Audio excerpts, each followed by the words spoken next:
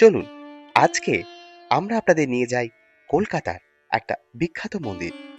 কলকাতা খিদিরপুর অঞ্চলের 25 পল্লী জগন্নাথ মন্দির কেবল একটি ধর্মীয় স্থান নয়, এটি কলকাতার বুকে এক টুকরো উড়িষ্যা। কলকাতার বুকেই পুরীর জগন্নাথ ধাম। খিদিরপুরের এই মন্দিরের ইতিহাস জানলে আপনারা সত্যিই অবাক হবেন। খিদিরপুরের 25 পল্লী জগন্নাথ মন্দির কলকাতার এক অজানা রত্ন। পুরীর মন্দিরের ধ্বজা নীল আকাশে উঠছে, চারদিকে জয় জগন্নাথ ধ্বনি। এই দৃশ্য দেখার জন্য সবসময় আপনাকে উড়িষ্যা ছুটতে হবে না। কলকাতার খিদিরপুরের ঘিঞ্জি গলি পেরিয়ে গেলেই আপনি পৌঁছে যাবেন এমন এক মন্দিরে যার স্থাপত্য আর পরিবেশ আপনাকে নিমেষেই জগন্নাথ ধামের কথা মনে করিয়ে দেবে।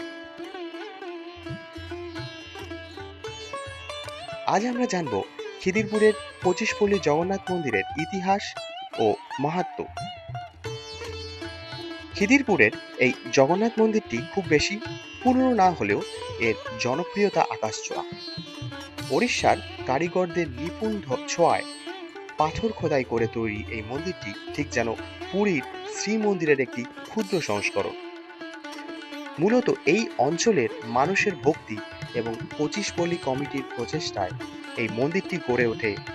আশ্চর্য বিষয় হলো মন্দিরের গর্ভগৃহে থাকা বিগ্রহগুলো ঠিক যেন পুরীর আদলেই তৈরি। জগন্নাথ, বলভদ্র এবং সুভদ্রা এখানে আসেন। মন্দিরের গায়ে সূক্ষ্ম কার্য দেখলে আপনি থমকে দাঁড়াতে বাধ্য হবেন। মন্দিরের গায়ে সূক্ষ্ম কার্য দেখলে আপনি থমকে দাঁড়াতে বাধ্য হবেন। এখানে প্রতিদিন বিধি মেনে পুজো ও ভোগ নিবেদন করা হয়। পুরীর মতো এখানে মহাপ্রসাদের ব্যবস্থা থাকে, যা ভক্তদের মধ্যে বিশেষ জনপ্রিয়। মন্দিরের প্রাঙ্গণে পা রাখলেই এক অদ্ভুত প্রশান্তি অনুভব করা যায়, যা শহরের কোলাহল থেকে একদম আলাদা।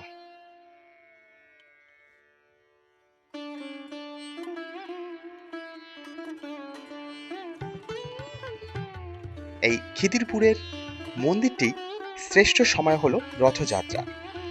25 পল্লীর রথযাত্রা কলকাতার অন্যতম বড় উৎসব। হাজার হাজার মানুষের ঢল নামে এই দিনটিতে। 3 দেবতাকে সুসজ্জিত করে বসিয়ে যখন নগর ভ্রমণে বের করা হয়, তখন খিদিরপুর যেন মিনি পুরীতে পরিণত হয়। রথযাত্রা ছাড়াও স্থানযাত্রা এবং ঝুলন উৎসব এখানে অত্যন্ত নিষ্ঠার সাথে পালন করা হয়।